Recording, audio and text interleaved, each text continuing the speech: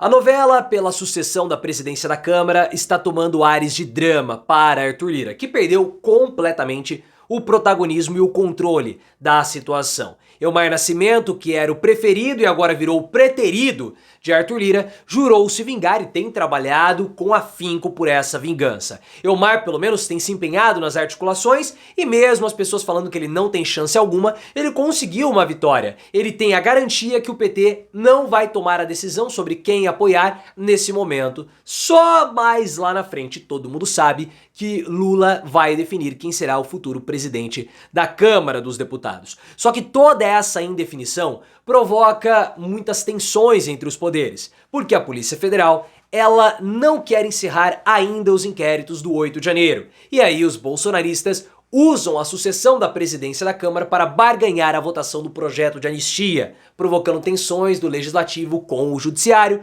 porque a Polícia Federal vai, pressiona o Hugo Mota, pressiona o Arthur Lira, cria toda uma tensão.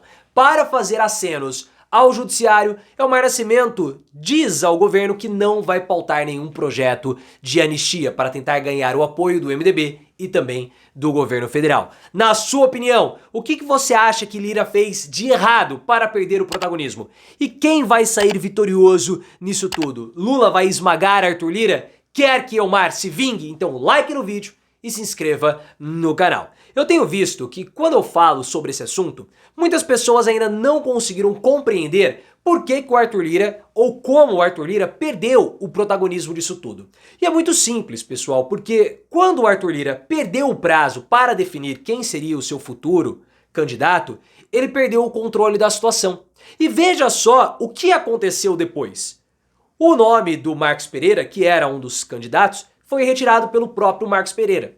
E quem levou o nome do Hugo Mota foi o Marcos Pereira, e não o Arthur Lira. Aí o Marcos Pereira levou o nome do Hugo Mota para o governo federal. O governo federal falou, eu não vou participar disso. E o Ciro Nogueira levou o nome do Hugo Mota para o Bolsonaro. Não foi Lira que foi o fiador dessa candidatura. Ou seja, ele não tem controle sobre a situação. Lira tentou negociar a retirada da candidatura do Elmar Nascimento, o Elmar não quis. Tentou retirar a candidatura do Antônio Brito, o Antônio Brito também não quis. Ele que é do PSD, do Gilberto Kassab. Então Lira, nesse momento, não tem o que fazer. Ele pode negociar, mas ele não possui nenhum tipo de controle com a situação. Ele é simplesmente um espectador, um passageiro, que vai ter que ficar olhando a decisão do Lula, porque vai ser o Lula que vai definir quem vai ser o futuro presidente da Câmara dos Deputados. Enquanto isso, o Elmar Nascimento, que ainda, segundo Lauro Jardim, não digeriu a decisão do Arthur Lira de ser traído, porque ele foi traído, e já faz algumas semanas, e ele não tá nem aí. Ele tem feito articulação com o governo, foi lá, participou de reuniões e tem postado fotos. Uma dessas fotos foi muito emblemática, porque o Elmar Nascimento postou foto numa reunião com o Alexandre Padilha. E o que tem a ver? Ele é o ministro das Relações Institucionais, tá completamente certo. Mas o Lira rompeu publicamente com o Alexandre Padilha. Rompeu publicamente. E aí vem o Elmar Nascimento e posta uma foto com o Padilha, com sorrisos. Ou seja, Lira, aqui o lance é outro. Essa é uma provocação. E ele quer se vingar do Arthur Lira. Ele fala abertamente que ele sabe de todos os podres do Lira, que ele sabe de todos os pontos fracos e ele quer fazer o sucessor. O Elmar Nascimento, ele tem feito muitos acenos ao PT e ao MDB. Porque qual é a conta que ele faz? Ele fala o seguinte, se ele tiver os votos do PT e do MDB, junto com os blocos, né, e os partidos que ele tem certo domínio, porque ele é a liderança de um bloco, né, e aí teria os votos do PSD, do PSDB, do PSB, do PDT, que já garantiu o voto a ele, ele teria 324 votos. 324 votos é voto mais do que suficiente para aprovar PEC. É bastante coisa.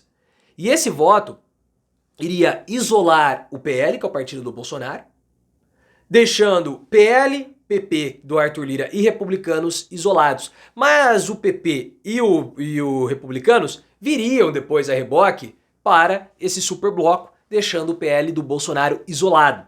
O Elmar Nascimento fala isso porque ele também está acenando para o Judiciário. Ele está dizendo, olha, esses projetos de anistia, de Bolsonaro, de impeachment, não vão passar por aqui. Nós não vamos permitir. Ah, mas o projeto de impeachment não vai ser aprovado pela Câmara, porque o projeto de ministro do STF é só no Senado. Tudo bem, mas ele dá essas sinalizações que esse tipo de conversa não vai existir na Câmara dos Deputados. E ele precisa desse apoio do PT para conseguir esse superbloco. Ele já teve uma vitória que o PT não vai definir nada agora, só lá na frente. Muitos estão dizendo que o Elmar não está bem posicionado. O Hugo Mota, que é o candidato do Arthur Lira, está numa condição melhor, está mais bem posicionado. Beleza, mas ele tem trabalhado para isso e quiçá para virar ministro. Porque depois da campanha municipal é especulada uma reforma ministerial. E dessa forma o Elmar Nascimento poderia entrar em um ministério, talvez o Ministério do União Brasil. O ministério que seria o do Juscelino Filho, que tem um monte de problema de corrupção. Mas também tem que ver como que vai ficar, porque o União Brasil está falando que vai filiar Pablo Marçal. Tem essa especulação e ninguém sabe direito como vai ficar o futuro do União Brasil e do próprio Centrão. Muitas pessoas, e aí a gente precisa parar aqui e esclarecer alguns pontos que o Bruno Bogossian da Folha de São Paulo trouxe com muita propriedade. Muitas pessoas estão dizendo que houve um racha no Centrão, e de fato houve esse racha. Mas é pouquíssimo provável que o Centrão permaneça rachado depois que a disputa da sucessão do Arthur Lira seja encerrada. Porque você tem o Republicanos, o PP e o PL num bloco e o Elmar Nascimento e os outros num outro bloco. Quando a sucessão terminar, você vai ter uma reorganização das dinâmicas de poder. Mas esse bloco do Centrão, eles vão se aglutinar de novo, com dinâmicas de poderes diferentes. Mas vai haver de novo toda essa pressão. O que vai ser definido vai ser o tamanho da influência do governo federal diante desse bloco. Então é isso que precisa ficar esclarecido. O Centrão não vai acabar, como algumas pessoas estão achando. O problema de toda essa indefinição é justamente a anistia do Bolsonaro. Porque a Polícia Federal, mais uma vez, adiou o encerramento do inquérito do 8 de janeiro. Isso não pode acontecer. Esse inquérito tem que terminar o mais rápido possível, porque parece um inquérito que nunca tem fim, um inquérito para pressionar o Bolsonaro. E quanto mais esses inquéritos ficam abertos, mais enfraquecidos eles estão. Então é necessário terminar esse inquérito, até por conta do projeto de anistia do Bolsonaro. Esses inquéritos abertos provocam tensões e o PL usa a anistia do Bolsonaro e dos condenados do 8 de janeiro para poder barganhar os votos da bancada na sucessão do Arthur Lira. E aí o que acontece? O Hugo Mota fica falando que ele vai negociar. Aí vem a Polícia Federal e faz operação lá no quintal do reduto político do Hugo Mota, que é em Patos, na Paraíba. Então fica criando muitos atritos entre os poderes. Isso não é legal, ainda mais por conta de um púria, né? No fato, o Bolsonaro. Então, a sucessão do Lira está causando muitas, não vou dizer rupturas, mas muitos atritos provocados também pelo Bolsonaro, e isso tudo, institucionalmente falando, é muito ruim para a nossa república.